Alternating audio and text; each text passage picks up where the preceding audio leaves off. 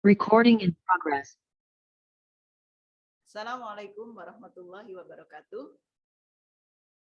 Anak-anakku sekalian, perkenalkan saya Rizka Uzrifa. Kalian bisa memanggil saya Bu Rizka. Saya adalah seorang pengajar di jurusan Tata Busana. Pada pagi hari ini saya akan menyampaikan materi tentang karakter dan imtak yang saya olah menjadi materi ISK 14. Ya, anak-anakku sekalian, tidak terasa kalian sudah memasuki hari kedua dari MPLS hari ini. Semoga materi-materi yang kalian dapatkan selama hari ini bisa menjadi bekal kalian selama kalian bersekolah di sini maupun nanti selepas kalian tamat dari sekolah ini.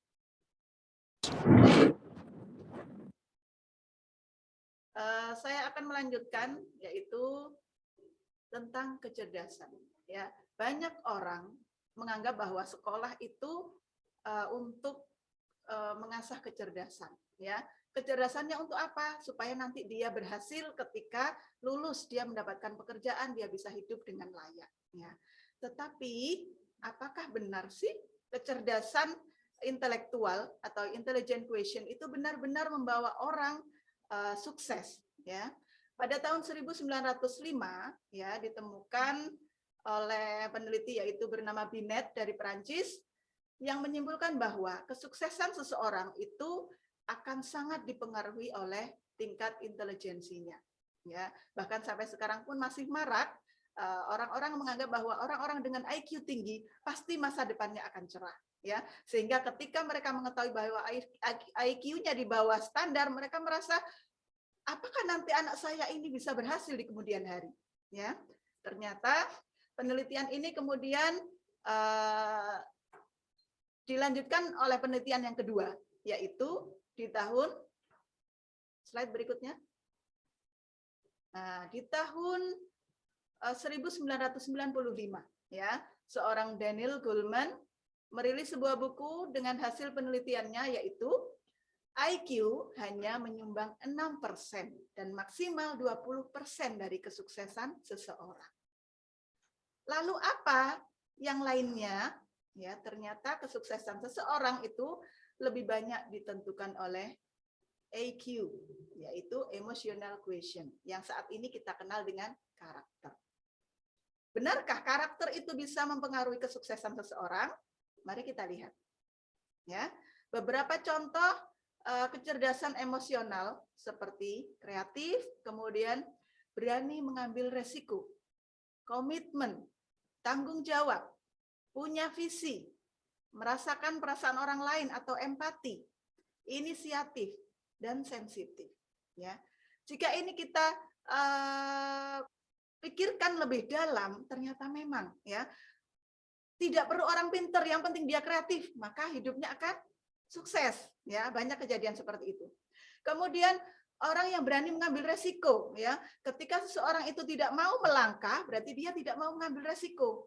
Padahal dia tidak tahu setelah langkah itu diambil apakah hikmah yang ada di belakangnya, kita tidak tahu. Sehingga orang yang berani mengambil resiko, pasti orang itu akan menjadi orang yang sukses. Maksudnya dia berani melangkah. Dengan berani melangkah berarti dia berani dengan mempunyai harapan yang baru. Dia berani dengan tantangan yang baru. Sehingga orang-orang seperti itu juga banyak sekali yang kemudian sukses. Ya.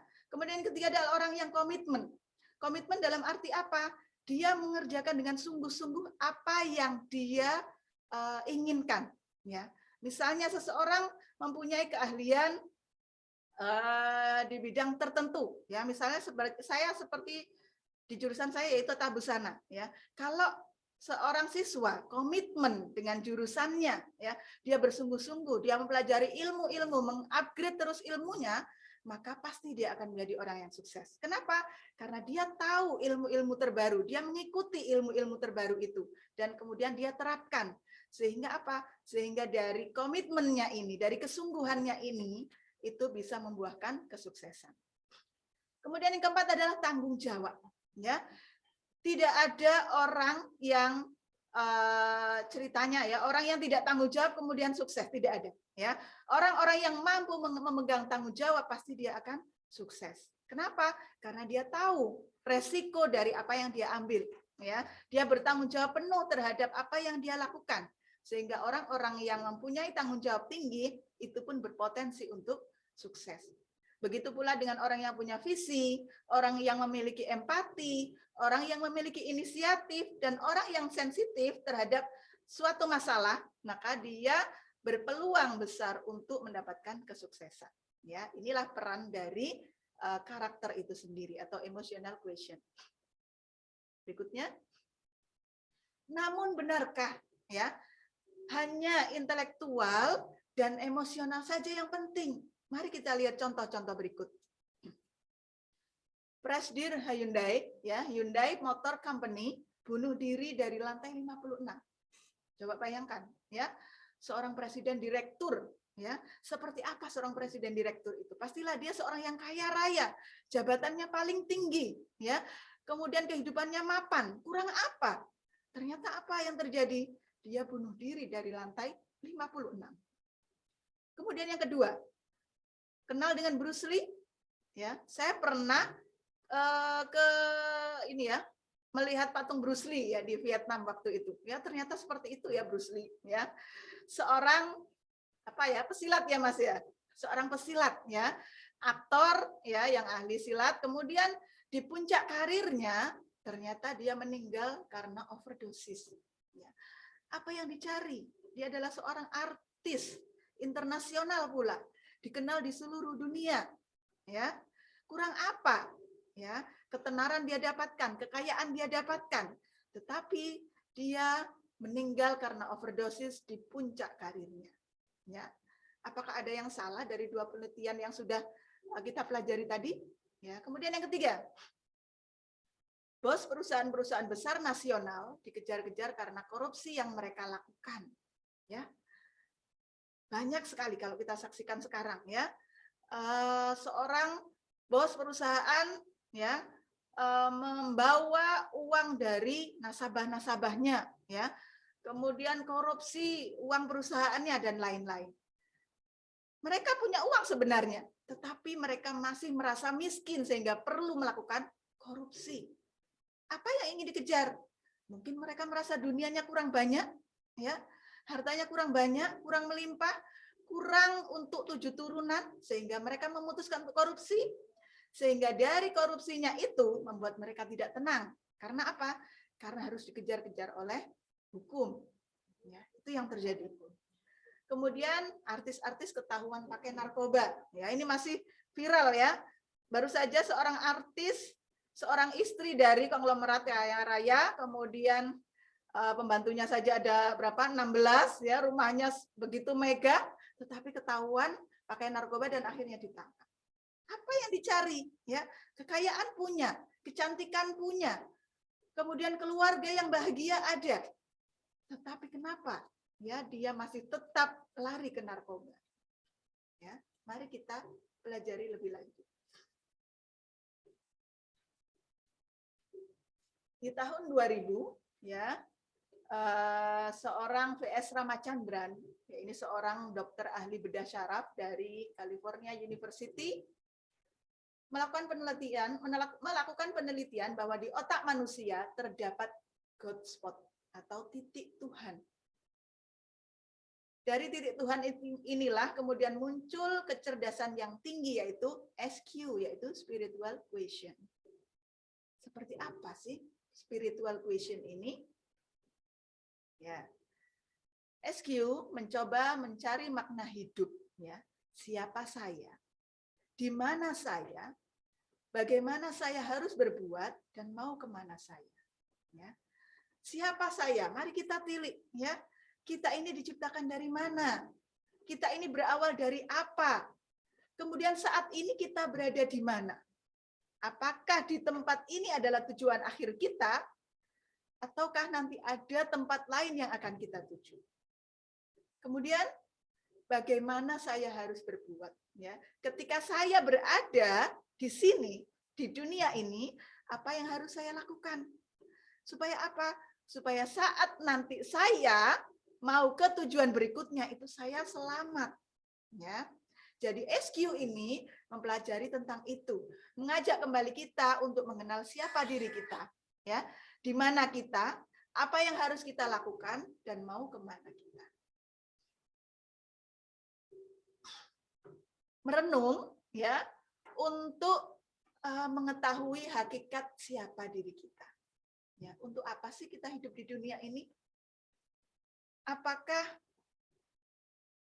secara kebetulan saja kita hadir? Ya. Apakah tidak ada maksud dan tujuan tertentu kita diciptakan oleh Allah di dunia ini? Ya. Apakah nanti kita tidak akan mempertanggungjawabkan seluruh usia yang kita habiskan di dunia ini? Ya. Kita perlu waktu untuk memikirkannya. Perlu sediakan waktu dalam diri kita untuk memikirkan hal terdalam ini. Ya. Mungkin di usia-usia kalian yang masih belasan tahun tidak pernah terfikirkan untuk apa sih saya hidup, ya. Ya pokoknya saya hidup, saya sekolah, saya dikasih uang jajan, ya sudah cukup, ya. Masalah nanti saya itu dapat kerja, saya nanti jodohnya dengan siapa, saya nanti menjadi apa, mungkin belum terpikirkan sampai dengan saat ini, ya. Kenapa? Karena kita hanya memikirkan apa yang ada di hadapan kita. Padahal ya di usia-usia kalian ini, ya, usia-usia emas kalian, kalian bisa menjadi orang-orang yang hebat luar biasa ketika kalian tahu tujuan jangka panjang kalian nanti akan kemana. Lanjut. Ya. Ini ya, ke slide itu tadi, Mas. Nah ini ya. Mari kita lihat firman Allah di surat Al-Hijr ayat 28. Dan ingatlah ketika Tuhanmu berfirman kepada malaikat, sesungguhnya aku akan menciptakan seorang manusia dari tanah liat kering yang berasal dari lumpur hitam yang dibentuk. Ya, sungguhnya ketika Allah mau menciptakan manusia, ya, Allah itu memberitahu para malaikat, sesungguhnya aku akan menciptakan manusia dari tanah liat kering, ya, yang berasal dari lumpur hitam yang dibentuk. Itu di surat Al-Hijr. Jadi kita memberi pelajaran pada kita bahwa kita ini berasal dari tanah. Ya. Kita yang saat ini mungkin terlahir dalam keluarga yang berkecukupan, terpandang, ya, ataupun dari keluarga yang sederhana saja, tidak perlu kemudian merasa pesimis, tidak perlu kemudian kalau berasal dari keluarga yang di atas rata-rata tidak perlu berbangga diri. Kenapa? Karena awalnya kita semua itu sama. Kita berasal dari tanah liat kering yang dibentuk. Ya, apa yang bisa dibanggakan? Ya, kita hanya berasal dari tanah. Dan nanti pada akhirnya kita akan kemana? Kita juga akan kembali ke tanah. Selanjutnya, ya. Kemudian dia menjadikan keturunannya dari saripati air yang hina. Kemudian dia menyempurnakan dan meniupkan ke dalam tubuhnya ruh ciptaannya. Dan dia menjadikan bagi kamu pendengaran, penglihatan, dan hati. Tetapi sedikit sekali kamu bersyukur. Ya. Awalnya manusia itu terbuat dari tanah lumpur hitam yang dibentuk. Kemudian anak keturunan manusia itu diciptakan oleh Allah dari saripati air yang hina. Ya. Kemudian yang kemudian ditiupkan ruh ke dalamnya. Lalu Allah menciptakan penglihatan, kemudian pendengaran dan hati. Ya. Kenapa Allah menciptakan penglihatan, pendengaran dan hati? Ya, itu nanti akan kita bahas. Titik poinnya di sini, tetapi sedikit sekali kamu bersyukur. Ya. Sudah begitu baik, ya, Allah menciptakan manusia lengkap dengan bentuk yang terbaik, ya, apapun yang kita terima saat ini. Apakah fisik kita pendek atau tinggi, fisik kita kecil atau besar, fisik kita hitam atau kuning langsat, semua adalah bentuk ciptaan yang terbaik dari Allah, ya, dan sangat layak bagi kita untuk selalu mensyukurinya, ya, di tengah kondisi bumi yang seperti ini, dan kita masih bisa bernafas, dan kita masih bisa sekolah meskipun melalui daring, itu juga hal yang sangat perlu kita syukuri, ya, supaya apa? Supaya kita tidak termasuk dalam bagian orang yang Allah jelaskan ini, tetapi sedikit sekali, ya, manusia itu bersyukur. Lanjut, ya. Kemudian di ayat berikutnya Allah berfirman, dan ingatlah ketika Tuhanmu mengeluarkan anak-anak Adam dari sulbi mereka. Dan Allah mengambil kesaksian terhadap jiwa mereka. Seraya berfirman, bukankah aku ini Tuhanmu? Kemudian mereka menjawab, betul, engkau Tuhan kami. Kami menjadi saksi. Kami lakukan yang demikian itu agar di hari kiamat kamu tidak mengatakan, sesungguhnya kami Bani Adam adalah orang-orang yang lengah terhadap ini. Di surat Al-A'raf ayat 72. Ya, kita mungkin sudah lupa, ya. Kita ketika dulu di alam rahim ibu kita itu pernah mengadakan perjanjian dengan Allah. Ya, Allah mengambil janji dari kita semua. Ya, Allah mengambil janji seperti apa? Allah meminta janji dari kita. Ya, betulkah aku ini Tuhanmu? Betulkah aku ini Robmu? Ya, kemudian kita yang ada di alam rahim itu menjawab, betul, engkau Tuhan kami. Kami menjadi saksi. Ya. Di alam rahim kita sudah bersaksi bahwa Allah adalah Tuhan kita. Ya. Jadi ketika nanti kita menghadap kepada Allah, kita tidak akan menyalahkan. Ya, wahai Allah, sesungguhnya saya itu lahir dulu itu saya tidak tahu kalau harus menyembahmu, ya, sehingga saya menyembah yang lainnya misalnya. Ya, tidak bisa. Kenapa? Karena kita sudah bersaksi. Tapi kok kita tidak ingat, ya? Allah mengingatkan persaksian ini di dalam Al-Qur'an, ya. Mari, ya, coba buka nanti Al-Qur'annya, surat Al-A'raf ayat 72. Silakan dibaca. Disitulah perjanjian pertama kita dengan Allah, yang kita sudah berjanji bahwa hanya menjadikan Allah sebagai Tuhan kita. Kemudian lanjut. Nah, ya, kita akan paham, ya, dengan diri kita, ya, manakala kita itu mau berpikir, mau mendalami seperti apa diri kita ini, ya. Mari kita lihat. Di dalam tubuh manusia terdapat 1 triliun sel. Di dalam satu sel saja terdapat 23 pasang kromosom. Di dalam satu kromosom terdapat 3 miliar DNA. DNA manusia disusun oleh 4 alfabet, yaitu adenin, timin, guanin, dan sitosin. Kalau susunan alfabet manusia ini disusun, maka panjangnya tidak kurang dari 600 kali jarak bumi dan matahari. Ya. Jarak bumi dan matahari itu berapa ratus tahun? Ya. Itu jaraknya kromosom kita, ya, itu kalau disusun DNA-nya sepanjang 600 kali jarak bumi ke matahari. Bisa dibayangkan betapa luar biasanya Allah menciptakan tubuh kita. Hanya dalam satu sel saja terdapat sekian miliar DNA, 3 miliar DNA. Ya. Mari kita lihat jantung kita. Berat jantung manusia dewasa kurang lebih 225 gram sampai 340 gram. Ya, kalau kalian pernah disuruh ibu kalian, Mas, Mbak, tukokno gula seperempat misalnya. Ya, tahu gula seperempat seperti apa? Kecil, ya, kecil seperempat itu. Dan jantung manusia itu beratnya hanya 225 gram sampai 350 gram, kecil, ya. Tidak lebih besar dari genggaman orang dewasa, ya, genggaman orang dewasa. Setiap jantung ini bekerja memompa darah dalam tubuh sama banyaknya dengan memompa air sebanyak 2.200 galon per hari. Ya. Kita tidak pernah memerintahkan loh, ya. Wahai jantung, ya, kamu jangan berhenti ya memompa, karena kamu tugasmu harus memompa 2.200 galon per hari. Kita tidak pernah memerintahkan itu. Tetapi Allah sudah mengilhamkan dalam tubuh kita agar jantung ini selalu memompa darah dalam sehari itu sebanyak 2.200 galon. Ya. Sudahkah kita bersyukur? Ya.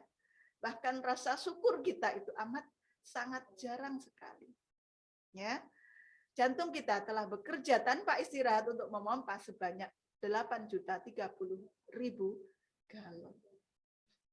Jika rata-rata usia manusia adalah 60 tahun, maka jantung ini selama karirnya dalam hidup ya memompa sebanyak 481.800.000 galon.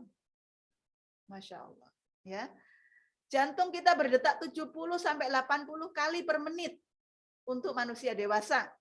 140 kali untuk bayi, 110 kali untuk balita. Jadi jika dihitung, jantung manusia dewasa berdetak 4.200 per jam. Ya, tanpa kita perintah loh, ya. 100.800 selama sehari semalam. Total sebanyak 36.792.000 per tahun. Dan jika umur kita 60 tahun, maka jantung kita itu berdetak sebanyak 2.207.520.000 kali. Ya. Kita tidak pernah membayangkan seperti itu ternyata kerja jantung. Yang kita yang memiliki jantung ini tidak pernah menyuruhnya, tetapi dia bekerja atas perintah Allah. Ya. Luar biasa karya Sang Khalik ini. Ya. Ketika kita sudah diberikan oleh Allah dengan tubuh yang sangat sempurna, yang tidak pernah kita minta, yang tidak pernah kita suruh untuk bekerja, lalu dia bekerja karena perintah Allah, maka layakkah kita selalu berbuat dosa? Layakkah kita menyia-nyiakan tubuh kita? Layakkah kita diam saja tanpa melakukan apapun ketika di depan kita banyak sekali sesuatu yang harus kita benahi? Ya, itu kembali pada diri kita masing-masing.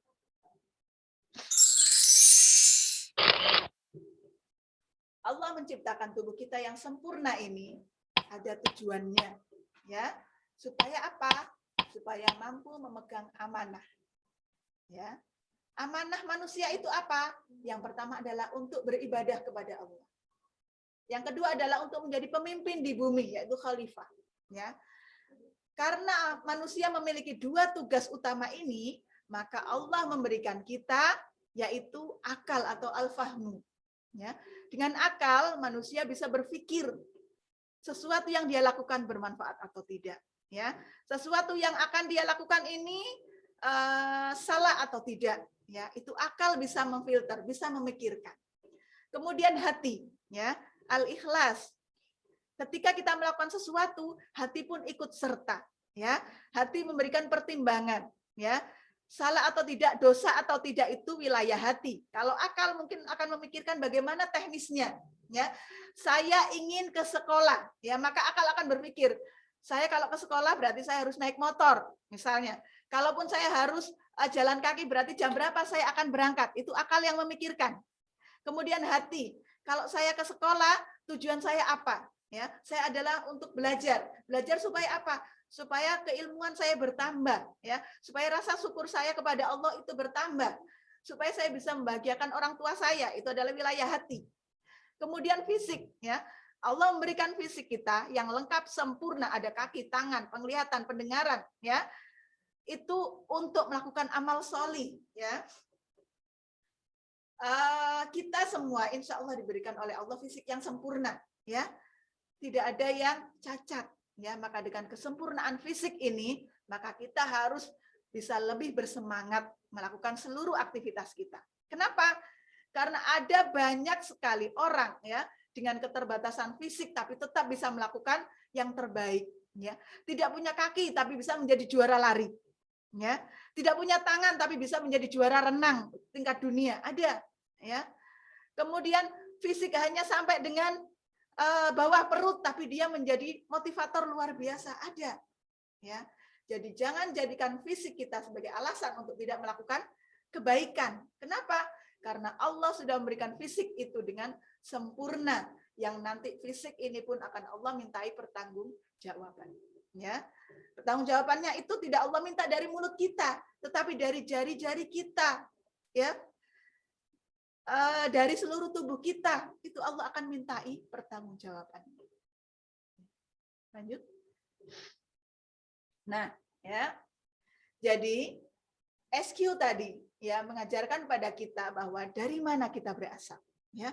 Kita diciptakan dunia ini oleh Allah dengan tujuan, yaitu menjadi untuk beribadah dan menjadi pemimpin, ya, beribadah kepada Allah dalam seluruh hidup kita dan memimpin diri kita, keluarga kita, masyarakat kita. Supaya apa? Supaya diri dan keluarga kita dan masyarakat kita itu tidak menjadi orang-orang yang bodoh, tidak menjadi orang-orang yang lalai. Itu adalah tugas kita karena kita adalah pemimpin, ya. Kemudian pada akhirnya kita itu akan kemana? Kehidupan manusia ini ada ujungnya, ya. Tidak mungkin kita selamanya hidup, tidak selamanya kita menikmati indahnya dunia. Bahkan di saat-saat seperti ini, ya, setiap hari di WA group, ya, saya itu bisa menerima sampai 4 kali berita kematian, 8 kali berita kematian, ya. Seakan-akan kematian itu sudah menjadi lotre yang setiap hari, ya, ada saja yang kena lotrenya. Ya, kenapa? Karena memang kita di dunia tidak akan selamanya. Ada waktunya kita menghadap kepada Allah yang Maha Kuasa. Dan apa yang harus kita lakukan di dunia ini adalah kita menyiapkan bekalnya itu. Ya, kita oleh Allah diberikan bekal akal, bekal hati, ya, dan bekal fisik. Semuanya untuk apa? Supaya saat kita kembali kepada Allah, kita itu dalam kondisi yang husnul khotimah, dalam kondisi terbaik kita. Tetap berpegang teguh kepada keimanan kita, ya. Kita totalitas juga dalam bidang kita. Kenapa? Karena apapun yang kita lakukan, apapun yang sekarang ini kita geluti, ya, itu adalah sesuatu yang Allah takdirkan untuk kita, ya. Kalian bisa sekolah di SMK ini juga atas kehendak Allah, ya. Tentu saja ikhtiar yang kalian lakukan adalah kalian daftar, ya, ke sini. Kalau Allah menghendaki kalian jadi siswa SMK Gudo, tapi kalian tidak daftar, kalian tidak akan ketemu dengan takdir kalian, ya. Kalian tidak akan pernah ketemu dengan saya. Tetapi karena takdir Allah, maka kalian bisa keterima di sekolah ini. Apa yang harus kalian lakukan? Ya, bersungguh-sungguhlah ketika kalian sekolah di sini, ya. Komitmenlah yang tinggi, ya. Kerjakan apa yang harus kalian kerjakan. Tugas-tugas, ya, kerjakan. Kemudian jaga kejujuran, ya. Apalagi ketika kalian belajar daring, ya. Bisa saja ketika kalian mendengarkan rekaman ini, ya, kalian matikan atau kalian cepatkan durasinya supaya tidak menunggu lama, bisa jadi. Tetapi tentu saja ada nilai kejujuran yang harus kalian terapkan. Benarkah? Ya, saya menyimak materi itu dari A sampai Z, dari awal hingga akhir, itu adalah nilai kejujuran yang harus kalian terapkan. Ya, kenapa? Karena pada akhirnya nanti, ya, kalian akan kembali kepada Allah. Kalian akan mempertanggungjawabkan seluruh umur kalian, ya. Kita tidak tahu, tidak semua orang punya umur sampai panjang 70 tahun, 80 tahun, 100 tahun, ya. Bahkan kemarin, ya, saya mendapatkan WA dari teman saya, ya. Tetangga saya usianya masih 28 tahun, ya, meninggal karena COVID, padahal tidak punya komorbid, tidak ada penyakit, ya. Kok bisa? Ya, selain itu karena takdir, ya, karena takdir Allah, maka kena COVID ataupun tidak kena COVID, ya, di usia itulah dia akan bertemu dengan Allah, ya. Pada saatnya nanti kita semua juga akan kembali kepada Allah. Jadi persiapkan itu.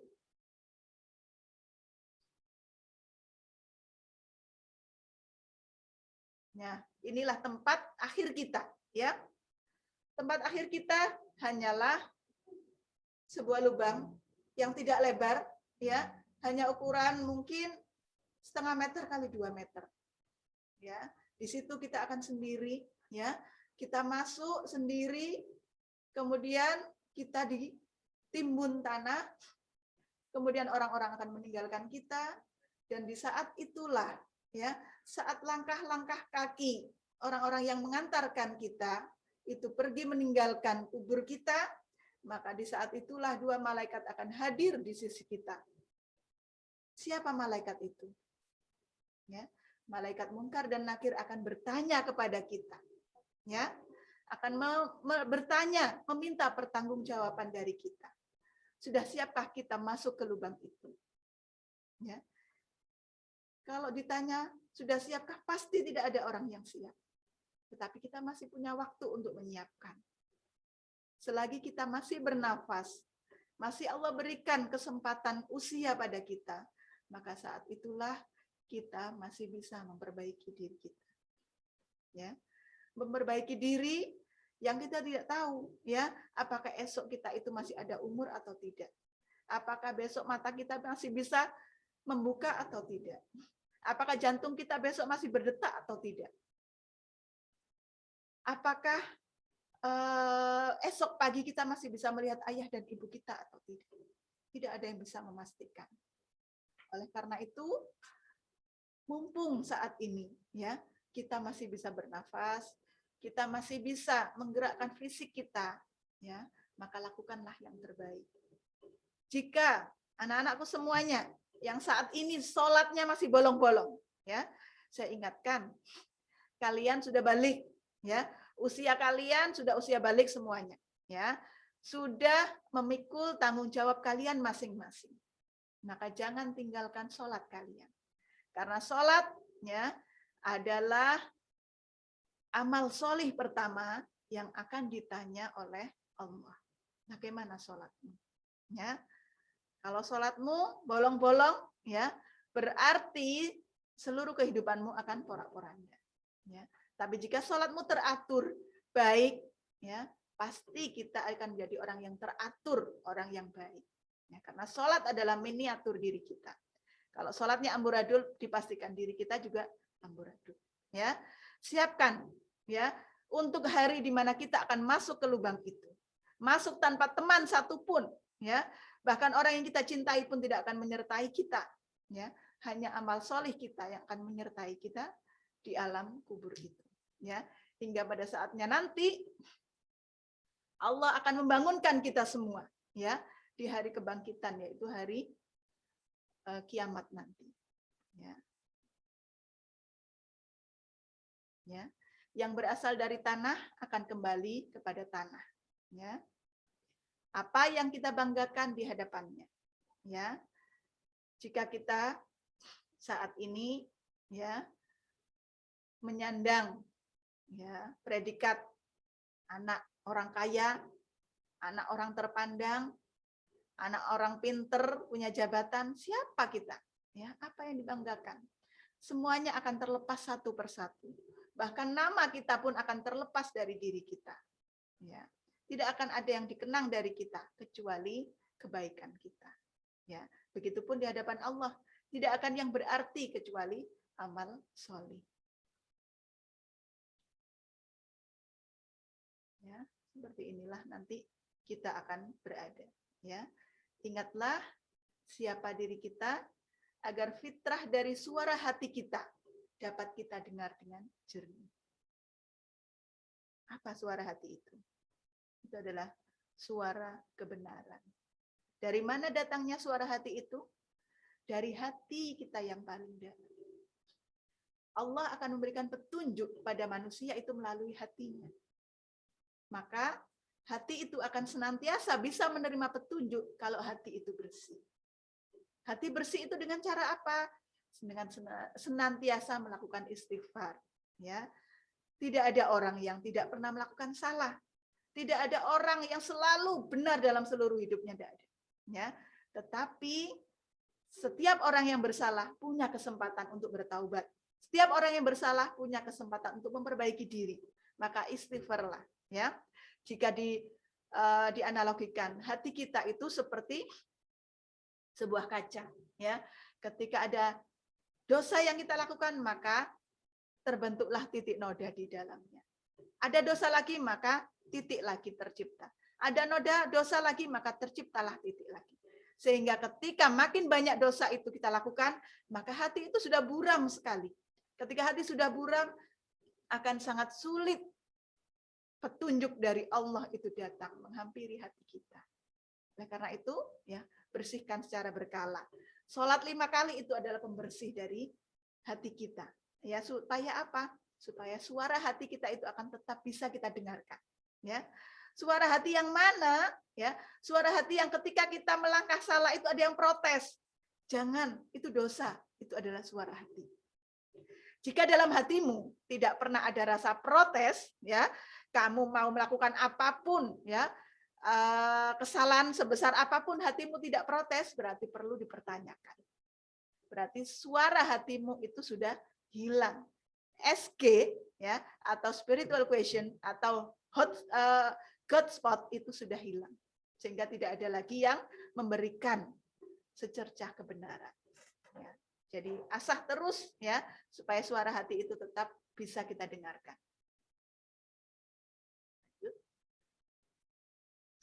Ya, sesuai dengan ini ya, ternyata memang penemuan yang terakhir oleh Dr. Ramachandran ini melengkapi dari penemuan-penemuan sebelumnya ya. Jadi ketika seseorang itu menentukan kesuksesan itu hanyalah dari IQ saja ya, maka IQ ternyata hanya berperan 6-20%. Kemudian penelitian berikutnya, emotional question, emosi ternyata bisa mendukung kesuksesan ya. Memang benar ya, tetapi itu pun tidak sepenuhnya. Maka dilengkapi dengan penelitian yang terakhir ini yaitu SQ, yaitu keimanan kita kepada Allah Sang Maha Pencipta. Jika kita adalah orang yang beriman, jika kita adalah orang yang solih-solihah, ya, maka insya Allah kita akan menjadi orang yang sukses. Kenapa? Kita percaya akan takdir, tetapi kita juga mau berikhtiar dengan maksimal. Ya, sehingga ketika keduanya itu bersatu, ya, kita percaya takdir, kemudian kita juga berdoa sebaik-baiknya, kemudian kita berikhtiar semaksimal-maksimalnya, maka tidak ada yang tidak mungkin. Ya, kita akan menjadi orang yang sukses. Ya, tidak hanya sukses di dunia saja, tapi juga sukses nanti di akhirat. Perjalanan ke dalam diri membuat manusia semakin mengerti siapa dirinya dan untuk apa dia diciptakan. Amat mudah bagi Allah Al-Jabbar untuk mengambil nikmat-nikmatnya. Ya. Jadi semoga apa yang terjadi saat ini bisa menjadi pelajaran berharga untuk kita. Banyak sekali orang yang dicabut nikmatnya, ya. Dengan terkena virus tiba-tiba hidung tidak bisa membau, ya. Tiba-tiba tubuh tidak bisa digerakkan. Itu Allah cabut nikmat-nikmatnya. Amat mudah bagi Allah. Maka ya saat kita sekarang masih sehat, masih kuat, bersyukurlah yang banyak. Ya, kenapa? Karena akan datang saatnya nanti ya di mana semuanya sudah tidak akan berarti kecuali kebersihan hati kita. Ya. Sekian ya apa yang bisa saya sampaikan. Semoga menjadi pengingat untuk saya ya dan untuk kita semua. Wabillahi taufik wal hidayah. Wassalamualaikum warahmatullahi wabarakatuh.